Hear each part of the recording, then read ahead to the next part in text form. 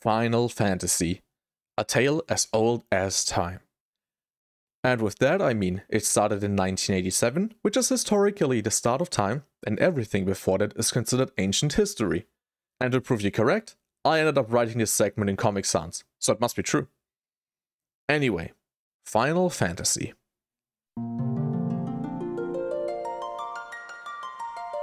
Released in 1987 for Nintendo's Famicom in Japan and 1990 in the West on the Nintendo Entertainment System, Final Fantasy is considered the granddaddy of JRPGs, with the franchise still getting regular releases.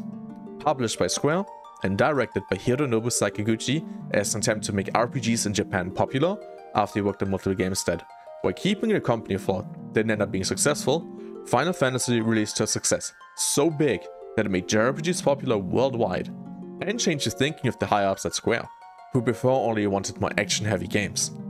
The game pulled in inspiration from Western RPGs such as Dungeons & Dragons and at the time more popular wizardry games, introducing mechanics such as elemental weaknesses to the Japanese market, something that was never seen before in Japanese RPGs.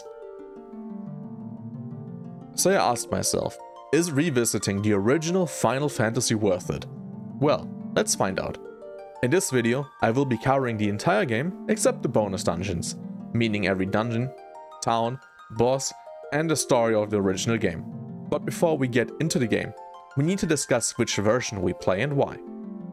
With a game this influential, it is no surprise how many ports of this game exist. But let's start with the original ports for the Famicom, MSX2, and NES. Those are the original versions featuring 8-bit graphics. The only difference between the Famicom and NES versions are that some spells got shortened or renamed due to technical limitations in the West, almost every sprite obtained a visual upgrade in the NES version, and some minor censorship due to Nintendo of America's strict policies. While I recommend giving a look at those versions if you're really into old-school RPGs, I ended up not picking any of those versions. Then we have the PlayStation version, which features better visuals, a rearranged soundtrack with some additional songs added by Nobuo Uematsu, full motions videos, and some minor additions, such as an easy mode and a bestiary. Then we have the GBA version, which features a readjusted difficulty, new items, a rework of the magic system, some extra dungeons, and better visuals. This is the version I played as a kid.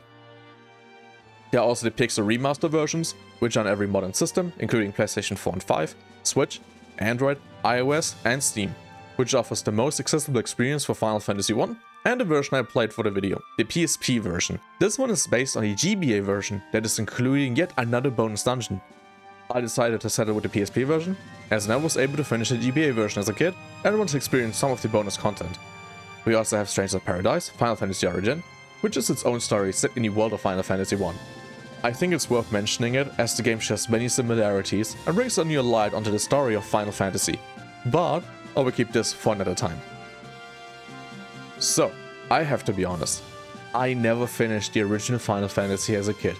I just never knew where I had to go, nor what exactly the game wanted me to do. But I'm an adult now, I can do this.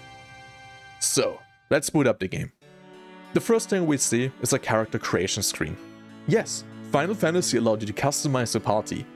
We have to pick 4 characters out of 6 classes. The great thing is, you can pick the same classes multiple times if you want, meaning that you could just run around with 4 warriors or 2 white mages, allowing great freedom in party composition. The classes are warrior, thief, white mage, black mage, red mage, and monk. Warriors are good for physical damage and are tanky. Monks are bare-handed fighters who can deal really high damage when nullifying incoming damage. Thieves are very fast physical damage dealers. Black mages get access to all black magic spells. White mages get access to all white magic spells, and red mages, who are all-rounders with access to decent physical weapons and armor, with limited access to both white and black magic. For this playthrough, I decided on a traditional party of a warrior, who I named after myself, a stinky thief, a white mage named after my girlfriend, and a black mage called. The game opens with a cutscene telling us about the state of the world. Wind stopped blowing, the sea is raging, and earth decays. The world is at the brink of its end, but people believe in a prophecy that 4 warriors of light with crystals will appear one day who will save the world. Well, this is us. We start in front of Castle Cornelia. Inside, we learn from a guard that the king is searching for the crystal bearers from the prophecy. He realizes that we have those 4 crystals and allows us to hold an audience with the king. As a test to see if we are the actual warriors of light, the king orders us to rescue the Prince of Cornelia, Sarah. Garland, a knight of Cornelia, abducted her and is now hiding in the Chaos Shrine to the north.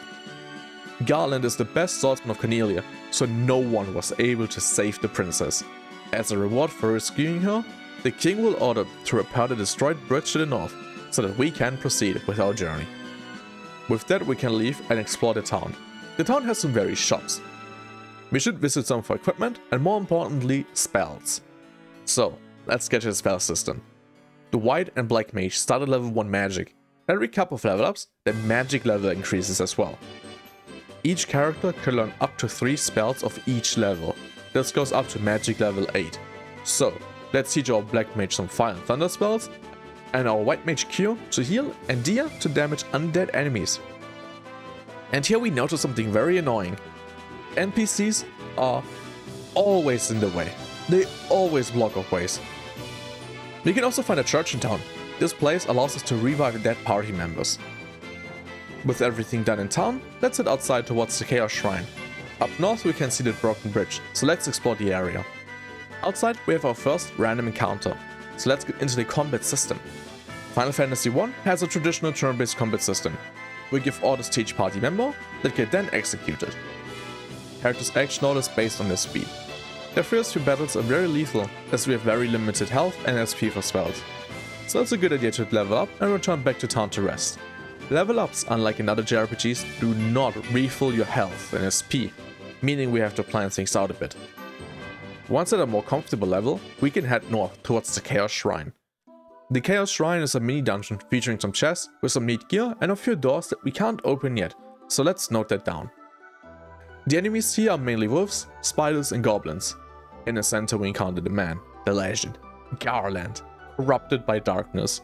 He kidnapped the princess to obtain the kingdom of Cornelia. He's our first boss fight, and quite frankly, he is easier than some of the random encounters we had so far. We keep up with damage by our warrior and thief, heal if needed with our white mage, and keep casting damage spells with our black mage. With a party at a decent level, this fight will go down fairly quickly.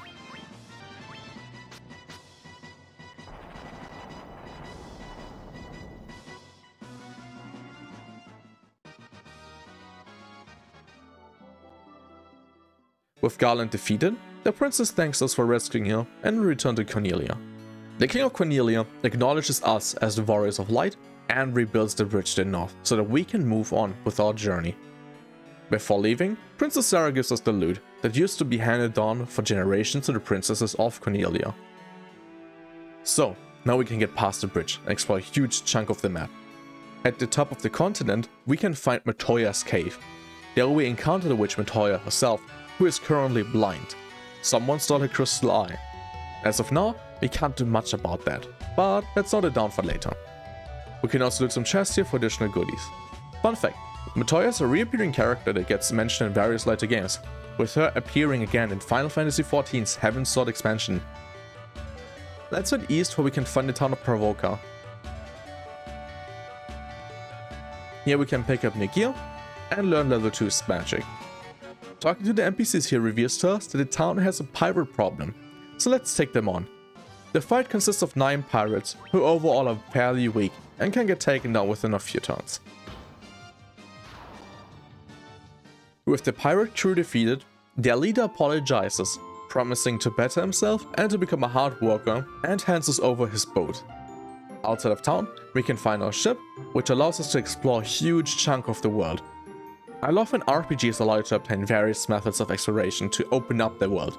It makes the world feel like a real breathing world. So, let's head towards the southwest of the map. We can find a harbor with the town of Elfheim next to it. The town of elves. Here we can stock up on gear and level 3 magic. The town sells level 4 magic as well, but we can't learn it just yet. We can also find a graver for elf called Link. I didn't know this place passed Majora's Mask. With everything done in town, it is time to enter Elfheim Castle, where we learn that the prince of this castle was put to sleep 5 years ago by the evil elf Astors. So, let's find a medicine for him. To the far west of Elfheim we can find the Marsh Cave, our first, bigger dungeon. This one contains various floors filled with lots of treasure chests and rooms that we once again can't open, so let's note that down as well. The enemies tend to use a lot of poison, so just recommend you stock up on some antidote. I love that this dungeon looks like a very toxic place, which makes the enemies blend in very well with the area. On the final floor, we will encounter a group of Pisco Demon, a fairly easy mini-boss that we can get past quickly with some group-hitting spells.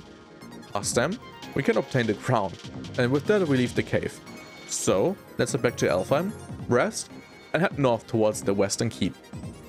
There isn't much going on here except another door that we can't open yet, and Astos, our next boss fight. He fights us to get the crown we picked up, so that he can combine with the Crystal Eye, which he stole from Metoya. This fight opens up with Astos casting an instant death spell, killing a random party member. This teaches us to always have a Phoenix Stone handy to revive someone. This boss can deal some pretty nasty damage with multi-target Fire and Thunder spells, while also casting Haste to buff himself, while debuffing us with Slow and Sleep. The multi-hit attacks are really nasty and can lead to a quick party wipe. It helps to cast Haste on your Warrior and Thief to throw out big damage as you don't want to fight Astos for too long. With Astos defeated, we obtain the Crystal Eye and can return to Metoya. As a reward, we receive the Jolt Tonic. She also has to mention that she imagines more attractive and senses out. I don't like her. With this potion in hand, we can return to Alfheim Castle and wake up the Elf Prince from his 5-year-long sleep. The prince notices that we are the Warriors of Light from the legend and hands us the Mystic Key. So, remember those doors we couldn't open in the Marsh Cave, Temple of Chaos and the Western Keep?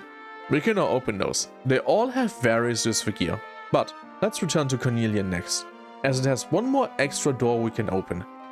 This one contains some gear and more importantly, Nitro Powder, a very important item that we need in just a second.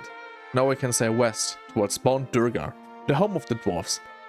I love how Final Fantasy I has all those typical fantasy races with their own dedicated home. It makes the world feel alive and interesting to explore. At the bottom of the dwarf home, we meet a dwarf in need of Nitro Powder to blow up some boulders to create a passage. So, let's hand it over.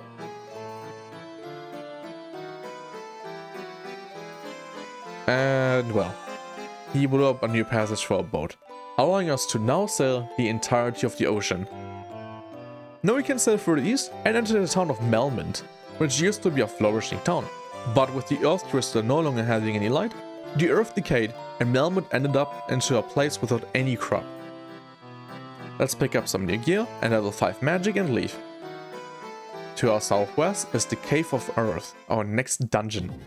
This dungeon is relatively straightforward, consisting of 3 floors that have a very labyrinthic design to it, with many ways leading to dead end or treasures. I really like this approach as the game is not having any map function, so it's important to either memorize the ways or to make your own map. At the very bottom, we will face our next boss, a vampire. He's easy in the dungeon, being weak to fire and deer spells. He has a move that inflicts parallels to 100%, but it's nothing too bad. With the vampire defeated, we obtain the Star Ruby and we have to leave the dungeon again.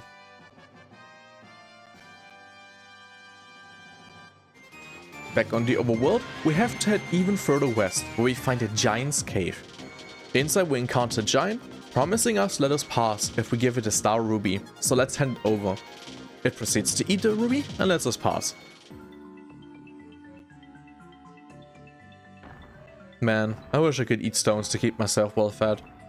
With that we can move on, find a few chests with money and gear, and move forward to the exit of the cave, allowing us to head south into the Sage's Cave, where we encounter Sage Sada. He proceeds to explain to us that the vampire was just a servant of the true evil that corrupted the Earth Crystal, and that the fiend is even deeper into it. He hands us over the Earth Staff, which we can then use in a room behind the vampire to lift the seal, so that we can access 2 more floors of the Earth Cavern. The 2 floors are similar to what we already encountered in the Earth Cavern before, and at the far end, we finally find the Earth Crystal, where we encounter the Lich.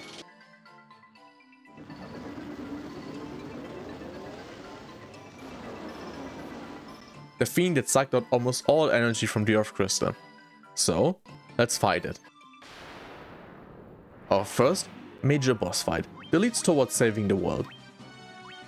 Lich is a big step up in bosses, and my god, is the boss music in this game fantastic. Listen to this.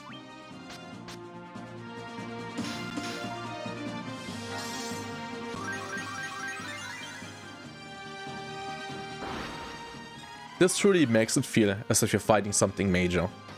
Lich is weak to fire as well as to deer, while casting powerful fire damage that can hit the entire party.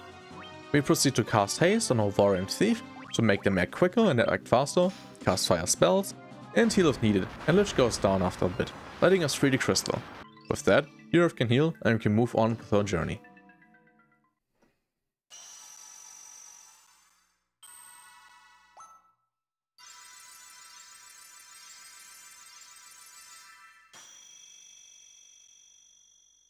Back at our ship, we can now go along the southern shore, where we eventually find a new harbor next to the town of Crescent Lake. So, let's stock up on new gear and start level 6 magic that we can't learn yet, as we're too low level. Well, let's keep that for later. On the far east, we can find a grove with a circle of sages. Talking to all 12 of them reveals that the fiends are blocking out the crystals to gain their power. 400 years ago, the wind fiend appeared, and 200 years ago, the water fiend appeared, which caused great destruction in northern civilizations. The Earth Lich only recently woke up, and with its defeat, the Fire Fiend woke up 200 years too early, who is west from this town. The 12 sages will reveal more when we took care of all 4 crystals, and they give us the candle, so that we can reach the Fire Fiend. Now we can pass shallow water and row towards Mount Gulk. Again, great usage of world exploration, giving us new tools to explore the world, find new places that have been inaccessible to us before. Mount Gulk is a 5-floor deep dungeon. Its gimmick is that it's walked through lava, which deals minor damage, so it's not too much of a problem.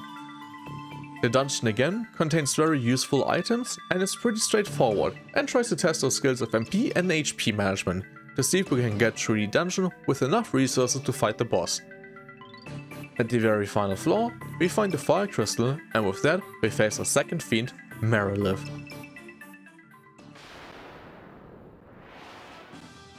She resists lightning, fire and ice attacks, can cast fire attacks, and can cause blind, while also being able to paralyze party members. This is a fight more meant for physical damage dealers, so we cast haste on them, heal if needed, and just deal as much physical damage as we can. After a few turns, Meredith goes down and we have our victory, liberating the fire crystal, and we can move on.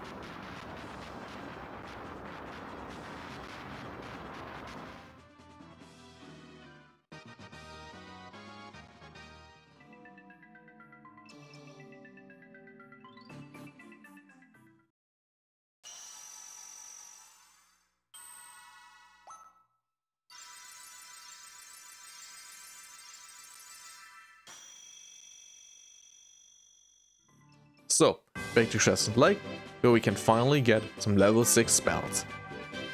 Let's return to our boat and go up a bit north, where we encounter another harbor. West of it is yet another river we can pass, leading us towards the Ice Cavern. This is a 3-floor deep mini dungeon containing various gimmicks, including damaged tiles and holes we can fall through. I really like this place, it's very cozy and has a lot of money in it. At the very bottom we encounter Evil Eye, which is a very easy fight. With it down we can get the Levy Stone and return back to our boat. With it we can head back towards Crescent Lake and go south towards the Lycian Desert.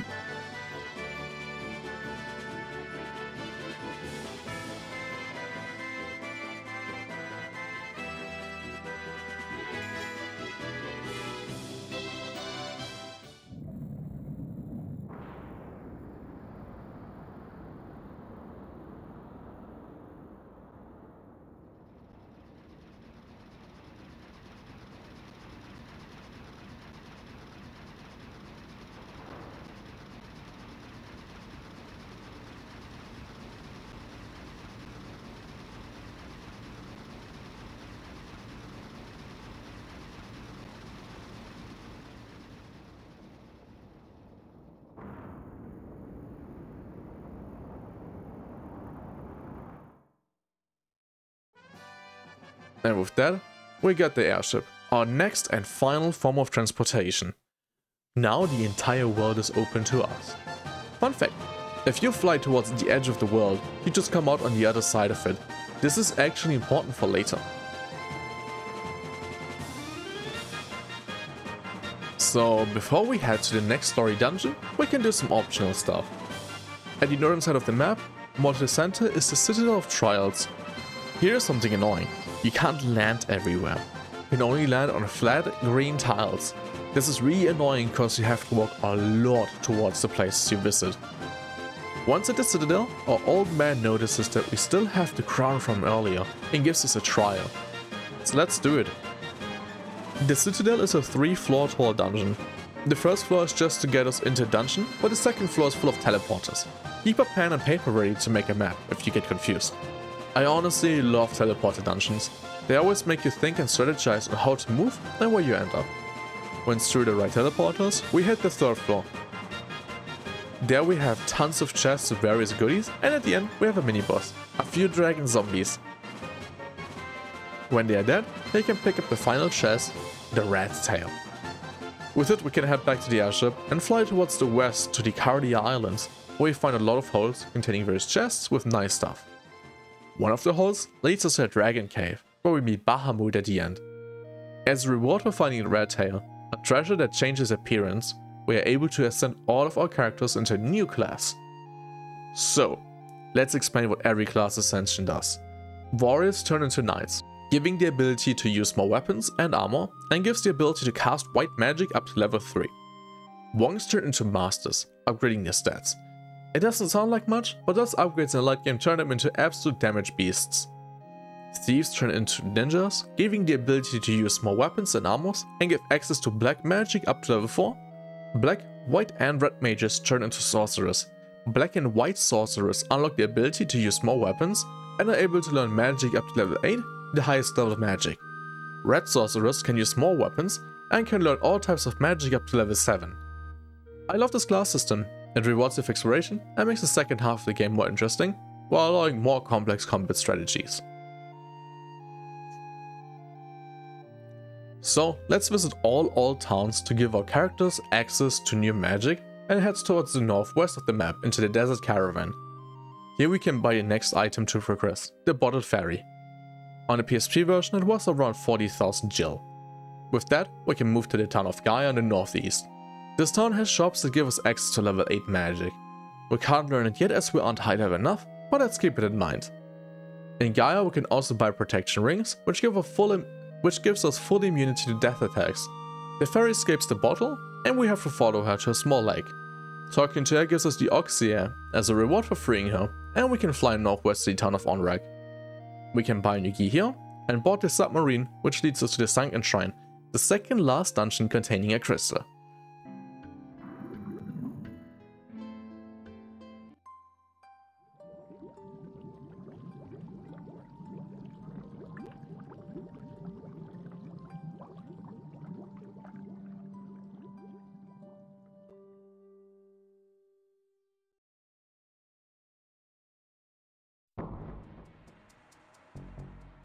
This dungeon is huge, spanning across 9 different maps, containing various chests with items, including the ribbon, a headpiece that protects against all status effects, and a giant's glove, which gives a massive damage boost if used. We can find more of those later. Here's a funny thing. Remember how we would come out on the other side of the map if we walk over the edge of it?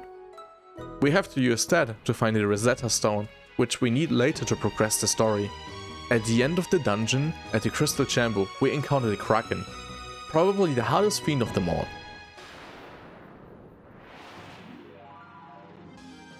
The Kraken hits very hard, casts lightning that hits the entire party, and can cause blind too.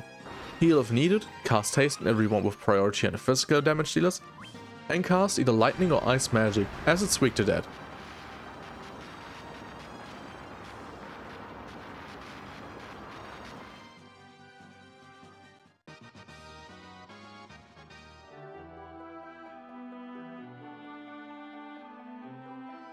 With the Kraken defeated, we liberated the water crystal, calmed the seas, and can move on.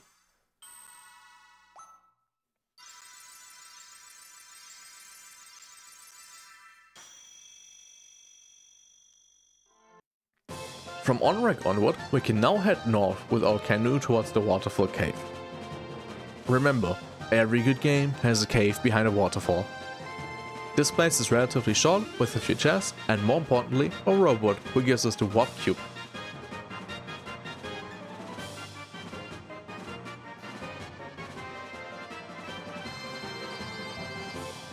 The mistake with the GameCube. They are almost the same, but they do different things. Out of the cave and back up on our ship, we can return to Melmond, where we can give the Rosetta Stone to a researcher, teaching us how to speak and understand the Lufenian language. Now we can fly to the northeast of the map, a little bit to the south of Gaia. There we can find Lufenia, where we can obtain access to the final crystal. The Lufenians used to live in the sky, but when the Wind Fiend arrived, they had to abandon the place they lived. With that, we can get the Wind Chime, which gives us access to Mirage Tower. So let's head there next. It's a 3-floor tall dungeon, doesn't have much to it. It only serves as an entry point to the next dungeon.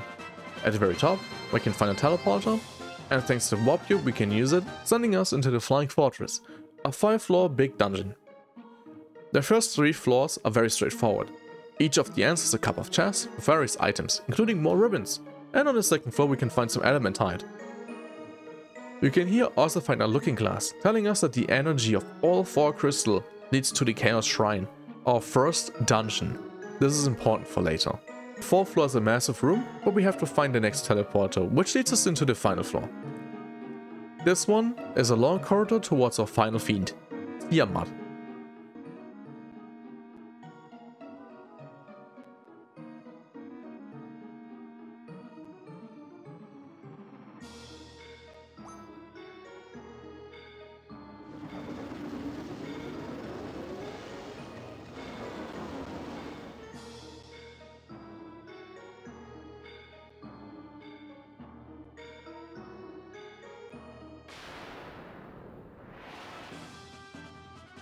Tiamat can cast poison on the entire party, deal thunder and blizzard damage, and is overall not that hard of a fight. Cast healing if needed, haste up our DPS, and try to burst it down quickly. Tiamat sadly resists all elements, so black magic isn't great against it.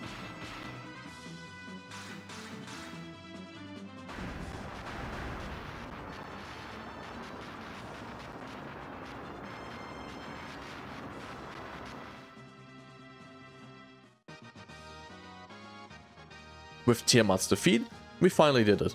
We liberated all 4 crystals.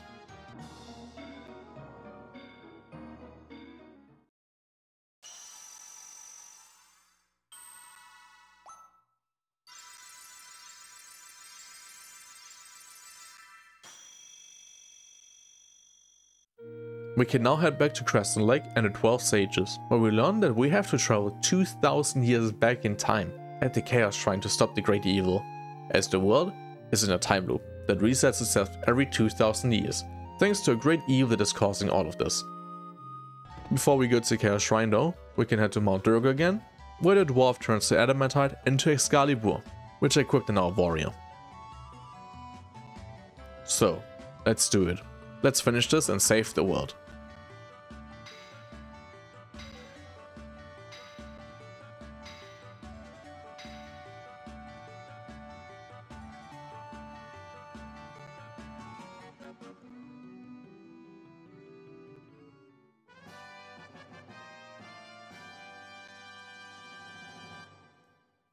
In the Chaos Shrine, we can now, thanks to the power of the 4 crystals, head back in time, opening the true Chaos Shrine.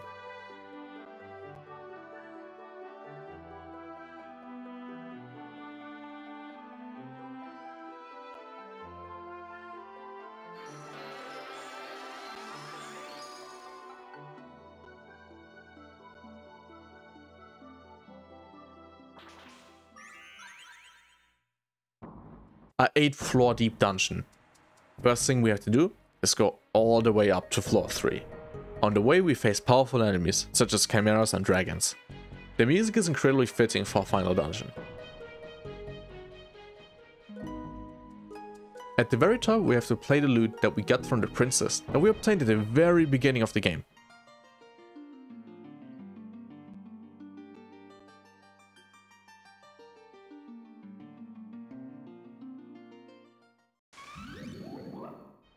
Allowing us to head 3 floors down again. Once down, we arrive at the Earth floor, containing various Earth-themed enemies with a stronger version of Lich here. Lich can now use several magic attacks, so it's important to wear it down quickly. It's at large the same fight as before though, just much stronger. With it defeated, we can enter the fire floor, containing various fire-themed enemies and Meredith. I'm not sure what she does actually, as I accidentally misclicked and casted Quake, which somehow ended up being successful and one-shotted her. Oops. Onto the water floor, containing various water-themed enemies and a stronger version of the Kraken. Same fight as before, and again, much stronger. Next floor is the wind floor, where we can find a legendary Masamune, the strongest sword in the game, which I equipped on our ninja. We also encounter a buffed up version of Tiamat, but this fight is roughly the same. Here's a fun fact: if you pass the tiles of the 4 fiends again of the dungeon, you have to fight them again. I accidentally missed the Masamune the first time going through here, and had to fight Tiamat 3 times. It's not even worth doing multiple times, as they barely give any XP and only 1 gil on kill. So, this is it. The very final floor. No random encounters here, just one big room. So let's enter it. Inside, we once again faced Garland, the Knight of Cornelia that we faced at the very beginning. We defeated him, but the fiends sent him 2000 years into the past. From there, he sent the fiends into the future, which allowed them to send him back into the past.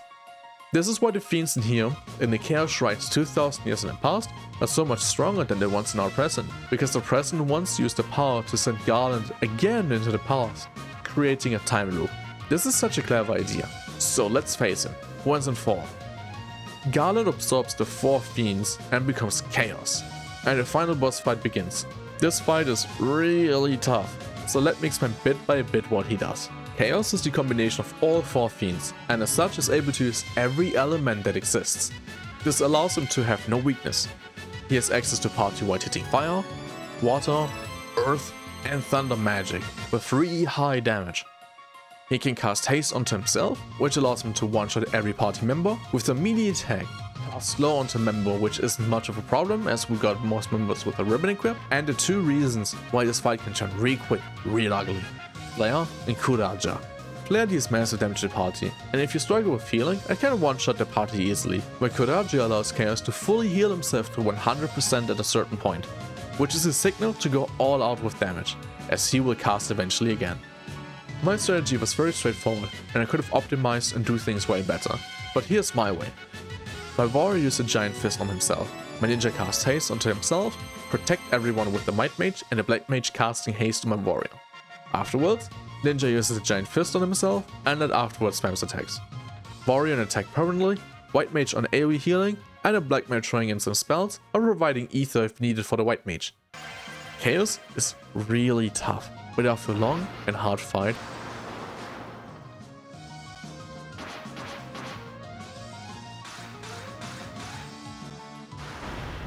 he finally goes down. We did it. We saved the world.